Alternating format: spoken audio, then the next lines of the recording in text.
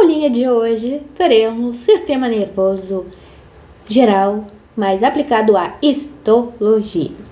Vamos lá. Primeiramente, a gente tem que entender que o sistema nervoso ele é dividido em sistema nervoso central, que é basicamente aquilo que fica dentro do encéfalo e também da nossa medula espinhal. Aí também temos o sistema nervoso periférico, que sai desse eixo axilar do corpo, né? Pensando em anatomia, a gente tem o eixo apendicular e o eixo axilar. No caso, o sistema nervoso periférico, ele vai sair dessa parte aí do sistema axilar. Não é eixo axilar, é eixo axial, que compreende basicamente em crânio, vértebras e caixa torácica. Claro que as caixas torácicas, os nervos já vão ser considerados periféricos, mas é só para ter uma noção, para tirar de base aí qual que é o que compreende o sistema nervoso central. Então, periférico são os nervos espinais cranianos e os glândulos nervosos. Bom, primeiramente, o que é interessante falar? No tecido nervoso, a gente vai ter uma célula chamada microglia, que ela vai fazer fagocitose. Então, basicamente, ela tem uma função imunológica, né, para o nosso organismo. A gente também tem a questão aqui do... Olha que cuia bem na frente. A gente também tem essa questão do revestimento, que não pode ter um tecido epitelial no sistema nervoso, mas a gente pode ter um tecido que se assemelha ao tecido epitelial, que tenha funções semelhantes. Então, esses aí vai ser as células ependinárias. Ependinárias. Vai revestir cavidades, por exemplo. E aí eu botei aqui, ó, tecido epitelial falso. Deslocamento do líquor, né? Porque o líquor ele vai ter que se deslocar, dependendo da situação. Porque ele fica mais na questão, por exemplo, do cérebro. Vai estar entre meninges, também na questão da medula óssea. Não, medula vertebral ali. Como é que chama isso aí? Medula espinhal. Passa ali na medula espinhal. Vai ter também a questão do líquor. Então, basicamente, ele vai fazer essa questão de contato com o líquor, ok? Algumas delas também têm cílios, como por exemplo, é a própria... Como é o exemplo aqui, ó, da medula. Que a gente tem essa parte aqui, tá vendo? Que é o canal medular revestido por cílios. Parece estar nos cílios, porém eles são móveis. Então, a gente vai ter também essa questão dos ciliados. Quem são as células ciliadas do tecido do nervoso? Células ependinárias. Então, ali a gente vai ter cílios, ok? Lembra no canal medular. Então, tá. Basicamente, a gente tem vários tipos de tamanhos de neurônio. Normalmente, eles são grandões, tá? Mas tem alguns tecidos especiais que vão ter neurônios que são menores, ok? Por exemplo, o neurônio pequeno é a da camada granulosa, que a gente já tem lá no cerebelo. Eu vou mostrar um exemplo. Por exemplo, isso aqui é uma foto macroscópica do cerebelo, né? Olha que bonitinho. E aí, na foto 32, a gente tem aqui a camada branca. A camada branca é só essa partezinha rosa aqui, mais central. Essas partes que são mais roxeadas, elas não são uma camada, como é que eu posso dizer? Não é a camada branca, já é camada cinzenta. Camada cinzenta, ela apresenta neurônios, ok? Neurônios não, corpos de neurônio, não que os outros não vão apresentar. Mas vai ter o corpo do neurônio. O que é o corpo do neurônio? Basicamente, a célula com o núcleo. Então, a parte que tem o núcleo é o corpo do neurônio. Um conjunto de corpos de neurônio vão formar os gânglios. E aqui a gente aproximou aquela parte lá. Sabe aquela parte mais escurinha que eu disse anteriormente que não era a substância branca? Então, é a camada granulosa. Tá vendo? Aí, entre a camada granulosa, a gente vai ter essas célulazinhas aqui intermediárias, que são mais claras, como vocês podem ver, essas células são neurônios, né? São corpos de neurônio. Só que daí, essa aqui é o neurônio de Purkinje. E aqui a gente tem a camada molecular, ok? Que é basicamente, a gente tem também aqui, ó, neurônios, né, corpos de neurônio. Temos também essa substância aqui, tem os dendritos, que a gente consegue visualizar muito bem. Mas, por exemplo, aqui, ó, isso aqui é um dendrito, porque a gente consegue ver uma ramificação para dentro. E é isso aí. A gente vai apresentar diferentes tamanhos, ok? O neurônio nunca vai ser padronizado, tantos metros de neurônio. Não. Tem neurônios específicos que apresentam um tamanho reduzido ou maior.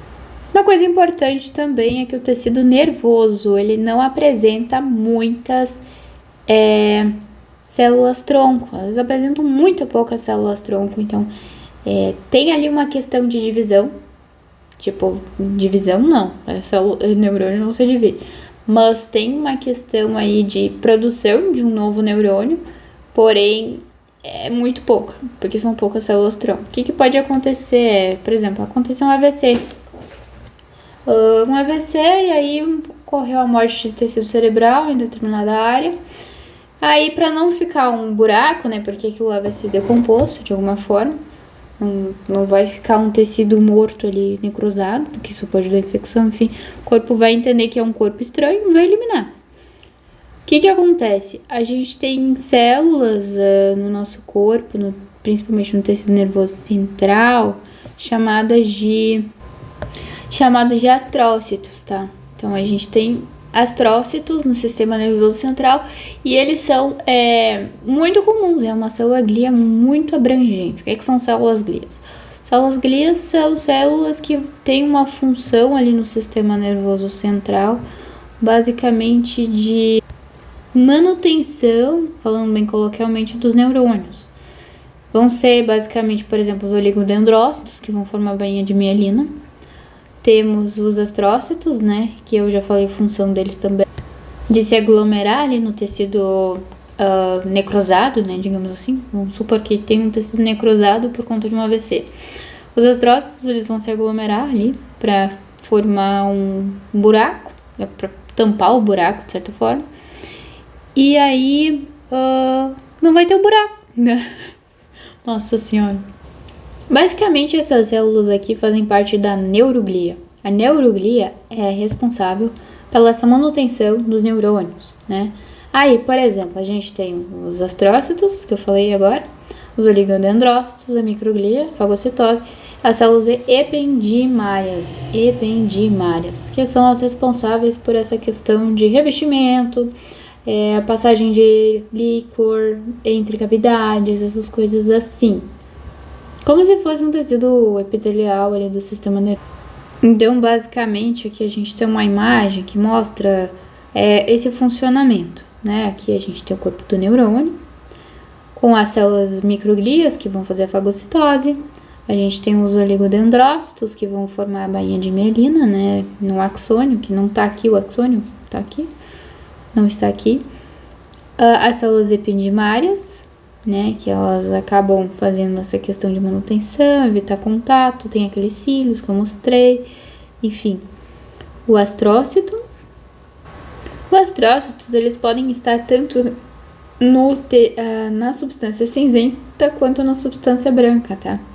Na substância cinzenta, eles vão ser os astrócitos protoplasmáticos e na substância branca vão ser os fibrosos. Substância cinzenta possui corpos de neurônio. Eles podem funcionar como isolantes elétricos para certas sinapses. Eles fazem essa sustentação mecânica do sistema nervoso, né? Por exemplo, eles fazem com que mas enfim, que os corpos dos neurônios eles fiquem unidos de certa forma. Essa questão também deles tamparem buracos no AVC é um exemplo.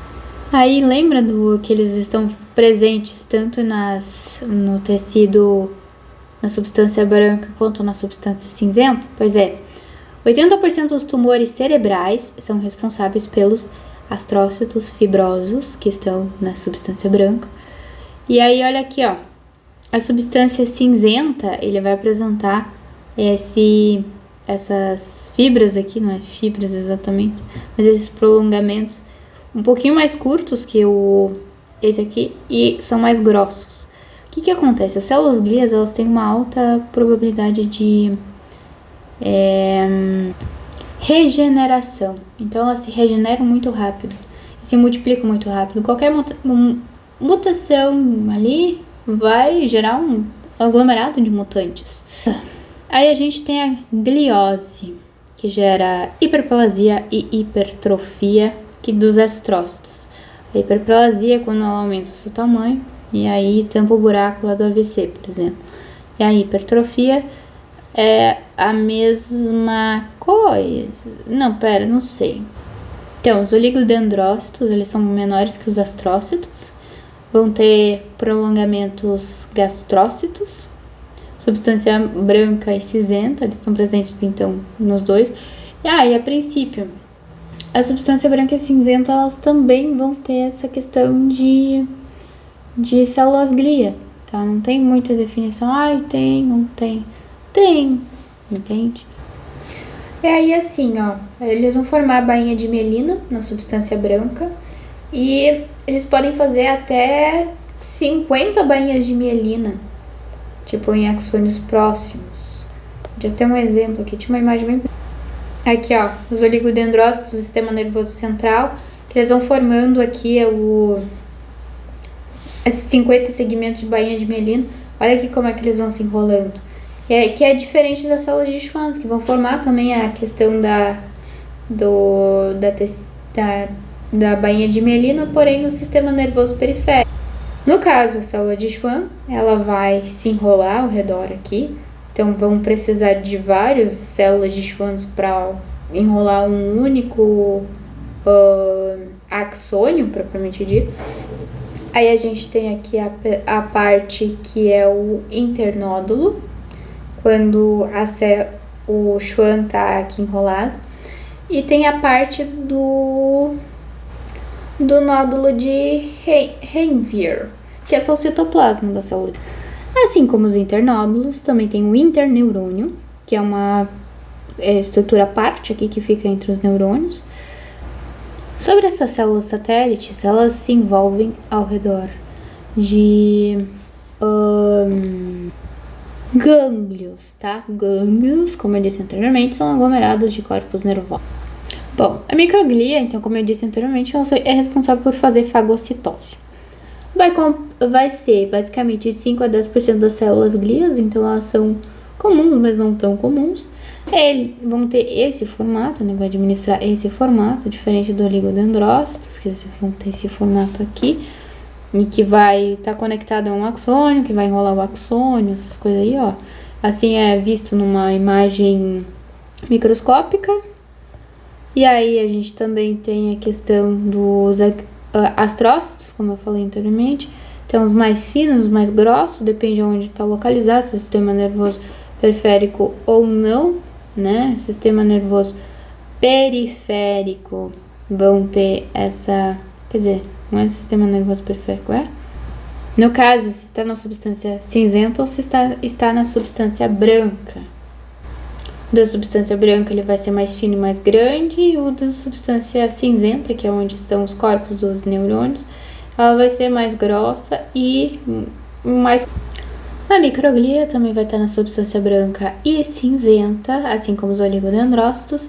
A origem dela é na medula óssea e elas são macrofágicas, como eu disse anteriormente. Aí aqui a gente tem imagens, né, ó, astros, que no caso são os astrócitos. Normalmente eles são desse formato aqui, mais ovalado, mais claro, com o citoplasma mais claro. Eles são mais abrangentes, como a gente pode ver, porque eles estão em maior quantidade. As microglias, né, que são mais achatadas, mais escuras, mais coradas. E os oligodendrócitos, que são mais ovalados e bem escuros também. A gente também tem os axônios. O que são os axônios?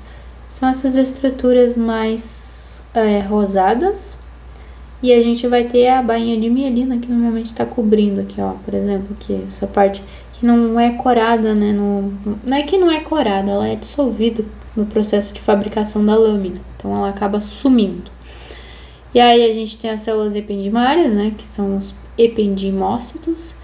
Vão acabar revestindo ventrículos do encéfalo, canal central da medula. Podem ser baixas colunares e cuboides. Desnossomos, vai ter, olha só, que loucura. Núcleo ovoide basal, cromatina densa, desnossomos e microvílulos. O cara é um tecido epitelial, né? Porque, convenhamos, quem que tem desnossomos? Nosso tecido epitelial é muito importante para nossa pele.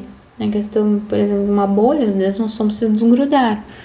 Microvilosidades, a gente mostrou lá da célula medular, né? Que a gente, no canal medular, que tem os cílios, enfim. Muitas são ciliadas. Então, é bem louco. Ó, aqui elas formando a microvilosidade, né? Pra, enfim, fazer uma questão mais seletiva. Esse aqui é um corte transversal da medula, que era aquilo que eu acabei de mostrar, né? Rapidão aqui sobre meninges. A gente, então, tem a dura mater, a pia mater e a aracnoide. Pia mater, normalmente ela vai ser a mais fraquinha aqui. A pessoa, a locona que fica mais rente ali, o tecido nervoso, o tecido nervoso mesmo. A aracnoide realmente parece uma teia de arranha, tá vendo? Olha só que fibras aleatórias aí. Essa aqui é a dura mater. E aí, aqui a gente consegue ver que a pia mater ela é mais delicada, a aracnoide ela fica no intermédio, né? Ela forma uma teia de aranha, mas não é bem uma teia de aranha, mas tá ali. A dura mater, que ela é mais externa, o que vai formar a DAP, né? Dura mater, aracnoide e pia mater. Bom, a pia mater ela vai ficar mais rente aqui essa parte, ok? Espero que não tenha ficado dúvidas. Então, o cerebelo ele vai formar essas folhas ou pregas, né? Que são essas estruturas aqui. Aí a gente tem a branca que fica aqui no meio, como eu expliquei anteriormente. As células de Purkinje, que tá ali entre o intermédio, que são aquelas mais compridas. As granulosas, que ficam mais rente ali à substância branca. E a molecular, que fica mais externa. Aí aqui a gente já tem um exemplo. Na cinzenta, 3 camadas moleculares. Aqui tem uma imagem do cerebelo, né? Um neurônio aqui com seus dendritos, como a gente consegue ver. Aqui uma coisa curiosa, tem a pia mater, o vaso sanguíneo, mas a pia mater tá aqui. Do sistema nervoso periférico a gente sabe que é composto por nervos, né? Tipo o axilar, músculo, né? Músculo cutâneo e os gânglios dos nervos. Essa aqui, então, é um gânglio. A gente tem as células satélites que habitam em torno. Isso aqui é o axônio. Isso aqui são a bainha de mielina. Aqui a gente tem uma imagem com tecido conjuntivo, né? Pra fazer uma analogia a essa questão de nutrição. E aí, o que acontece? No sistema nervoso periférico, a gente vai ter tecido conjuntivo para fazer a nutrição, né? Então, olha só os nervos, axônios unidos por tecido de sustentação. Pode ser motores ou sensoriais, axônios, mielídicos e amiolídicos, com mielina, sem mielina. E aí aqui, ó, sobre nervos periféricos, o que a gente tem ainda? O tecido de sustentação, que é o apineuro, o perineuro e o endoneuro, ok? O epineuro é essa estrutura aqui que vai envolver todo o neurônio. Aí dentro do neurônio a gente vai ter esses feixes organizados aqui ainda, feixes de axônios, né, como bainha de mielina, isolados aqui dentro. Quem vai isolar isso aqui é o perineuro. E aí, mais para fora, a gente vai ter o endoneuro, que vai isolar, por dentro do perineuro ainda vai ter mais um isolamento chamado endoneuro. Olha que loucura. E aí aqui a gente tem o axônio e as bainhas de mielina. Que as bainhas de mielina, elas são constituídas por células de Schwann. Então, olha só, aqui tem uma célula de Schwann, aqui tem outra célula de Schwann, aqui tem outra célula de Schwann, e assim progressivamente. Aí aqui tem um corte transversal de um gânglio. Aqui a gente consegue identificar, então, o tecido epineuro. Aí a gente também consegue identificar o perineuro.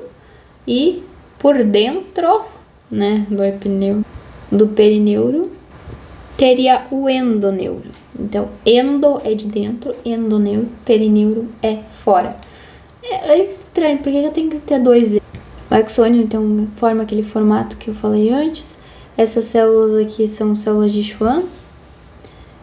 Ó, existe também axônios que tem 1 metro de comprimento. Isso é uma coisa muito curiosa, né? 1 metro de comprimento. Células glias, elas têm facilidade de desenvolver tumores, né? Porque elas são pequenas, mas elas são bem ágeis, elas se multiplicam, porque elas precisam fazer a manutenção dos neurônios. Em média vão ter 10 células glias para cada neurônio. Só que no final o volume vai ser exatamente a mesma coisa. São 50% do volume do sistema nervoso ali vai ser composto por células glia e 50% do volume vai ser composto por neurônio. 50-50. Aí vai se colorir apenas em nitrato de prata e sulfato de ouro.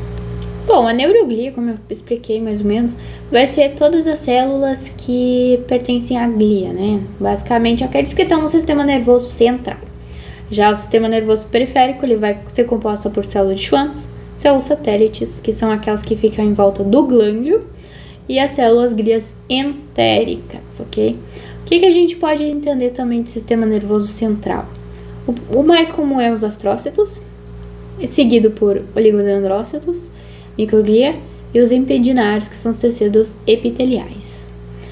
Aí, olha só, a gente tem um neurônio aqui, né, no centro. Aqui em volta a gente tem o REG, né, que não vai ser o REG, ele leva o nome de NILS. Isso aqui é uma neuróglia, tá vendo? Todas essas estruturas. Isso aqui é um dendrito. Aquilo lá, o REG, são os corpúsculos de nício, tá? Não é NILS, é nício. Então, isso aqui são neuróglias, isso aqui é dendritos. Aqui a gente tem o corpo de um neurônio, isso aqui provavelmente é um corpúsculo de nício. Uma característica boa dos dendritos é que eles são regenerativos. O axônio também pode ser regenerado, tá? E aí, olha só, eles são bem numerosos, ramificados, enfim. Uma coisa importante do axônio é que a membrana dele vai ser o axolema. O citoplasma vai ser o axoplasma, né? Porque é tecido nervoso, então eles ganham uma nomenclatura um pouquinho diferente. Ele é pobre em organelas, mas é rico em neurofilamentos. E alguns dos terminais eles podem produzir as proteínas. Os glândulos bipolares, que são esses aqui, olha só. Ele tem 2 polos, 2 ramificações, uma aqui em cima e outra aqui embaixo. Aqui a gente vai ter várias, ó. Uma ramificação, 2, 3, 4, 5, enfim. Aí ele é multipolar. Aqui a gente tem o pseudopolar, que é um único polo, né? De certa forma. Por quê? Porque o corpo do coisa só se ramificou em um trem. E aí ele rapidamente foi até virar um terminal axônio e também um negócio ali, um de dendritos. E aí os bipolares, que são aquela questão dos olfatórios, eles se multiplicam muito rápido. Acredita-se que em pouco tempo, tipo, a cada mês, eles acabam se renovando. Então sim, tem células nervosas que vão se renovar. Essa coisa de, o tecido nervoso não se regenera em alguns casos. A maioria vão ser multipolares, tá? Porque aquele que eu mostrei anteriormente. É que são interneurônios, né? Motores, a maioria. Então, são motores multipolares. Neurônios pseudopolares ou unipolares, que só tem um único polo, né? Aqui. Eles são os gânglios espinais e alguns cranianos. Então, basicamente, ele tem uma certa importância ali também. Um exemplo aqui de neurônio multipolar, né? Que a gente consegue ver aqui as ramificações absurdas. A gente tem a função, a classificação quanto à função, neurônio motor multipolar e eferente. Então tem somáticos viscerais, que são os involuntários, voluntários. Neurônios sensoriais, somáticos e os viscerais. Que são aferentes, multipolares, eferentes. E os interneurônios, que é 99,9% do sistema nervoso central, que é essa partezinha aqui que eu falei anteriormente, né, dos interneurônios, no outro vídeo. Baía de mielina no sistema nervoso periférico é uma célula de Schwann, vai formar um axônio, e o oligodendrócito pode formar até 50. Aí olha só, aqui a gente tem a célula de Schwann organizada, e aqui a gente tem uma falha, né? Não é bem uma falha, só vai ter o citoplasma, que é o nódulo de Ranvier, e aqui onde está enrolado é o internódulo, que tem a célula de Schwann enroladinha. Então, é uma célula de Schwann, um neurônio. Aqui é o contrário. A desgraça se enrola em tudo, né?